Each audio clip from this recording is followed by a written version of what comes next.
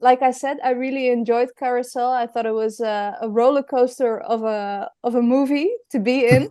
Can Mhm. you maybe explain a little bit about the story of Carousel and what inspired the story? Well, it actually it came to me really the movie. It was the producers from Scandinavian Content Group. They sort of had the idea for the whole movie. They saw someone had made a commercial for Liseberg, which is the amusement park, for their new Halloween event that they were going to start having there, kind of thing. And they saw, which is sort of had a little thriller horror theme to the whole commercial. So when they saw the commercial, they're sort of ideas people. So they just sort of got that. Wait a minute, we should make a movie that takes place at the amusement park during Halloween. That sounds like a great idea. So they contacted Liseberg, the amusement park, and sort of pitched the idea to them, like, why don't we make a whole movie that takes place at your amusement park? And the people there said, that sounds great. Sounds really fun. Do you have a script? And it's like, no, we don't. We just came up with the idea. And then sort of got the whole ball rolling, really. And very quickly, they sort of got a somewhat of a script together, and then they started reaching out to people. They knew they had a limited time to shoot it because they needed to use the amusement park when they sort of deck it out into Halloween stuff, and they only do that during like a 2 week period in October. So they knew they had like a window right there when they had to shoot it. So everything got sort of very pre-production was very rushed into it a little bit. And they reached out to me and said, "Look, we sort of have a script, and we're going to shoot a horror movie at Liseberg. Would you be interested?" And I was like, "Sure, that sounds amazing." Just the thought of like running around at that amusement park, which is very big and it's got a really cool kind of setting, just sounded really intriguing. So I said, "Why not?" And then it was sort of just a race to the finish to try and get a script that's kind of worked. And then started shooting, and we started shooting those 2 weeks in October. So to be able to shoot it, um, they only had for 2 weeks, and then they sort of change everything into Christmas, and everything just turns into Christmas trees and snow and gnomes and stuff like that. So it's like we're very pressed for time. We knew we had to shoot all the vital exterior things before they sort of wrapped it up and changed it. So that's really how it got going. And then, the more they worked with the script, the more interesting it sort of got. But it was really a big collaboration between, the production company, the writers, and myself to try and get the whole thing kind of, in line and get it together. You wouldn't tell that it was like you said that it was so rushed in pre-production at all because it really feels like a good slasher film, you know? And Good. No, we did our darndest to get it together, but it was, yeah, no, it was a good collaboration, like I said, between everyone involved. Everyone sort of understood what the limitations were, and we just try to make every department kind of work uh, by itself. And a lot of credit goes to Philip, one of the producers there, who's a big story creative guy too, to sort of get that side of things going, and but it also, like, the whole team just being able to deal with those time constraints was a big thing for them. Because it's a lot of things that need to go into figuring out costumes. What are people wearing, and like, are they gonna have? People were asking me, or do we need a what kind of axe are we gonna have in this scene? Like, I don't know if we're gonna have an axe right now. We're just it was those kind of questions a little bit, but everyone was sort of on board with it. And I don't want to make it sound too, you know, crazy in one sense, because it was a really fun job at the same time. Everyone sort of knew it was a fun thing to do because they haven't really done it back home, a thing like this. It felt like they'd done horror movies and that kind of thing, but not at this scale. And I think my approach going into it was a little bit like, I wanted to create, like you just said, a real roller coaster ride of a thing. Like, I wanted to feel almost like when you're done, you should almost feel like you're a bit exhausted. It sort of starts a little slow. It's sort of that climb up the hill when you're going up a roller coaster, and you sort of, things are gearing up and your sort of anticipation is building. And then once you go over the edge, it just pedal to the metal, let's go kind of thing. And it's a big rush kind of thing. And I didn't really want to stop, and I wanted to escalate kind of thing as much as I could throughout. So That was the whole goal with it. Well, all of you really succeeded in getting that feeling. I actually went to a theme park here in the Netherlands for 3 days in a row, and Okay. what you're describing right now, it's actually like that, like going up with the movie as Yeah. well, and then there's this one moment where you're like, now it's gonna happen, and then you're dropped, you know. Yeah. So There's no turning back after that. no, no.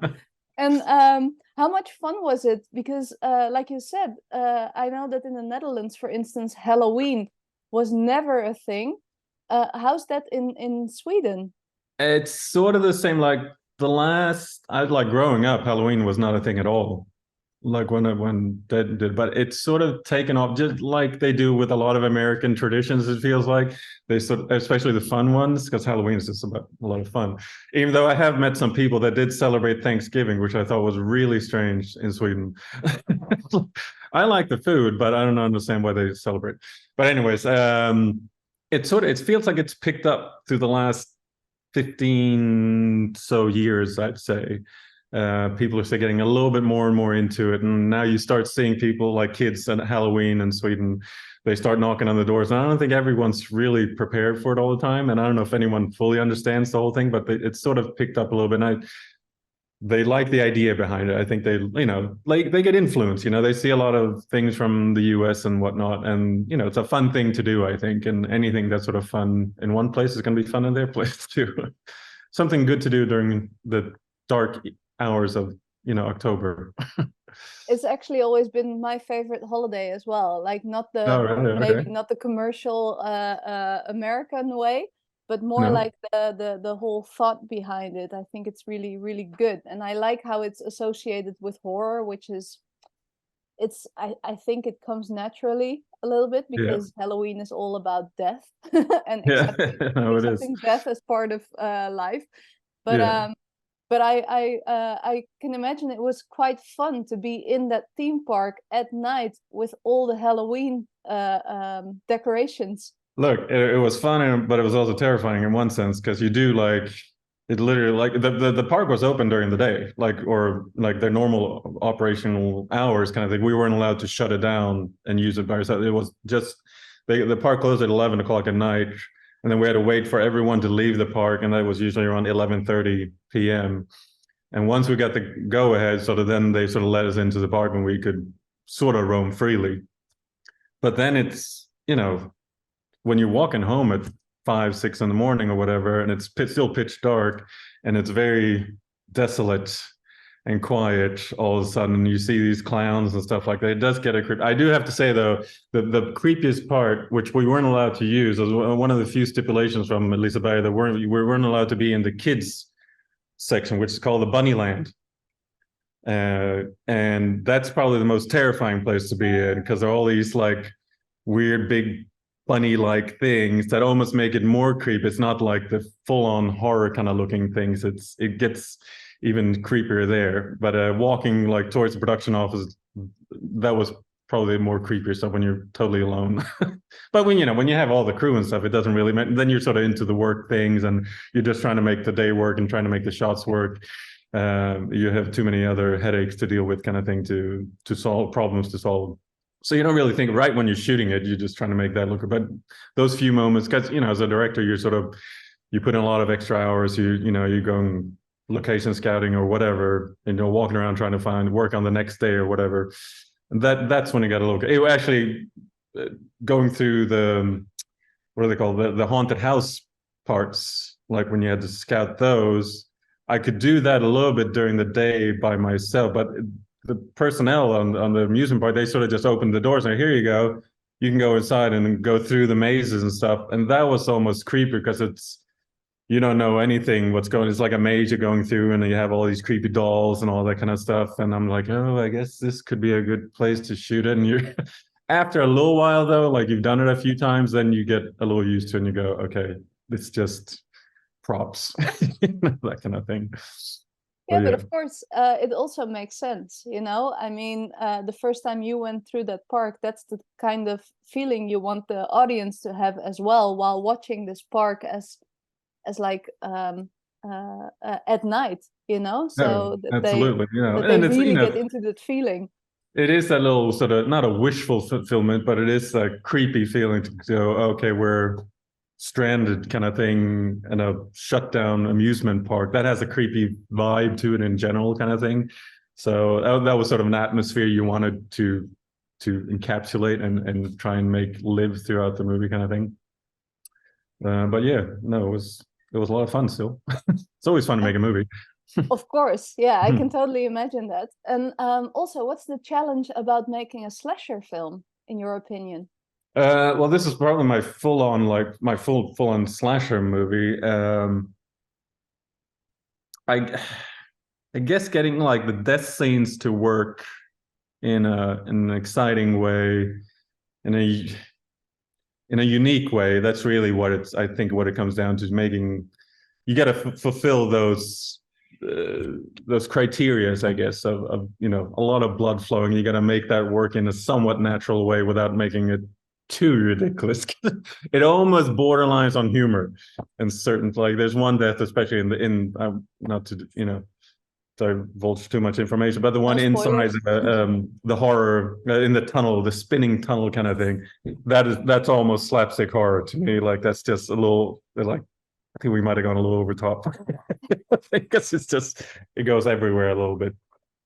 But we did also have like there was a couple also stipulations from the amusement park like we couldn't go or they had a fine print like in the contract or whatever you want to say. It said like the functionality of the attractions cannot cause anyone harm because they have to think about people who are going to go. They can't have people worried about the rides think, are these going to malfunction and that kind of stuff, which otherwise we had a lot of those kind of things planned that were very elaborate and cool. And they're like, you can't do it. You can put people on the rides. You can, you know, you can have a bloodbath, you know, on them, but it can't be the attractions themselves that cause the pain kind of thing.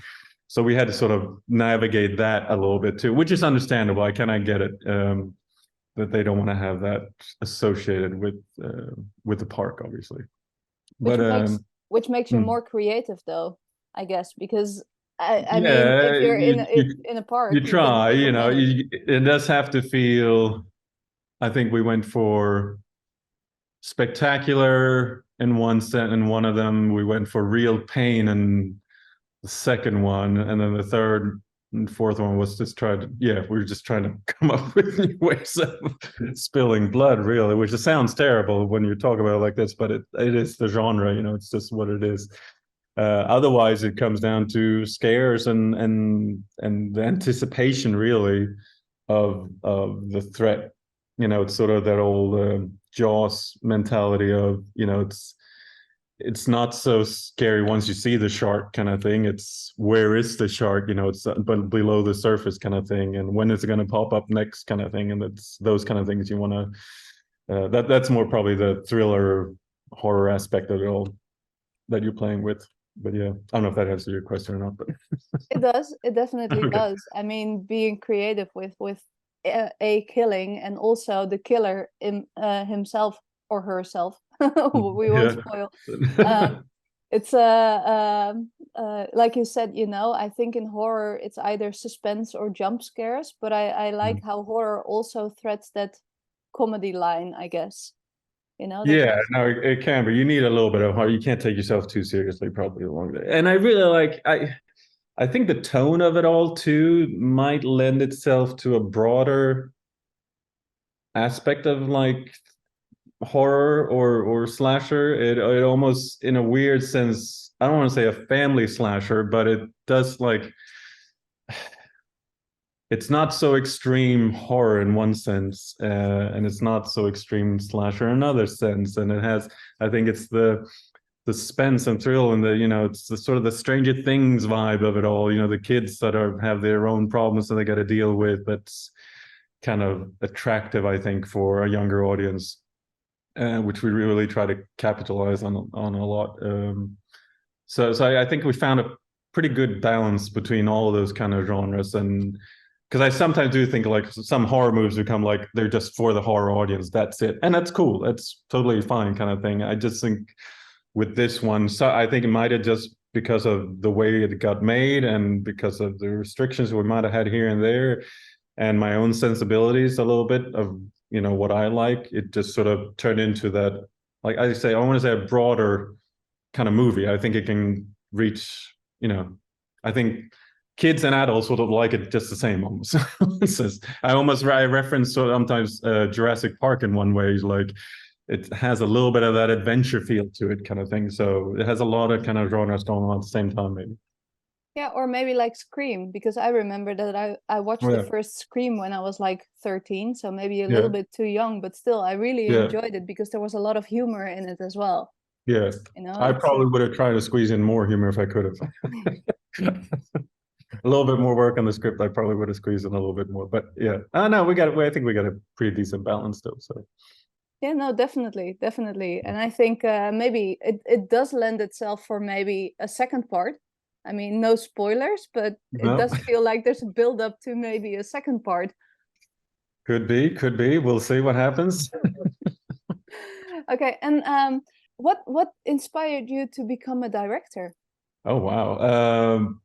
I always liked storytelling somehow, or one way or the other. It was an early age I fell in love with movie. I always felt movies was the best way to tell a story, and what there's so many elements within filmmaking that is fun to help tell the story. And I mean, since I was 12, 13 or something, playing around with the video cameras and stuff, I just fell in love with uh, the whole art form of it, I think. And making, again, I made some what we call slapstick horror movies when as a kid, over the top violent movies kind of thing with your friends and cousins and that kind of stuff. And it was just the enjoyment of it all, I guess. I just got drawn into it. Yeah, that's it. Just I don't know when it started really. I think my dad dragged me to. My dad was a big movie buff too, and early, so we went to the movies a lot, like when we were kids, or when I was maybe 8, 9, 10, or whatever. Every Sunday we'd go to the movies and stuff, and I think maybe through him a little bit, and then getting a hold of a video camera at a really early age just made me fall in love with it. Sounds a little bit like the Fablemans.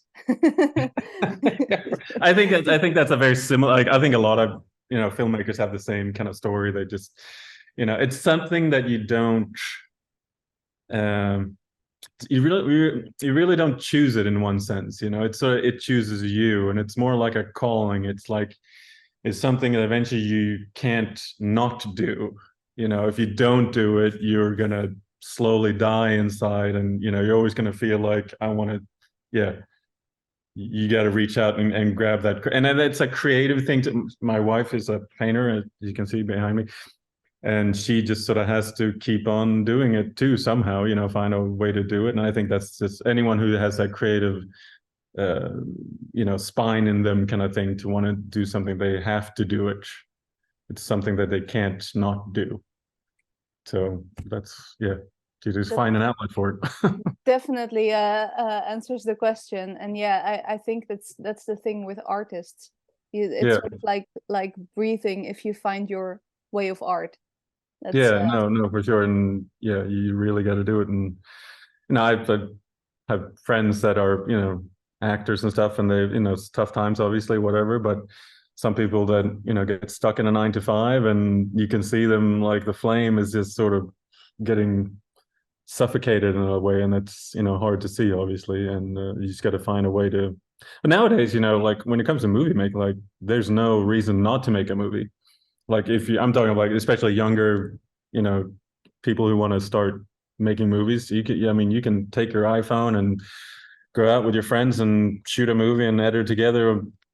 You know, you can find 100 reasons not to make a movie, but none of them are really valid, because it just comes down to just taking that leap and just taking that step out and start shooting.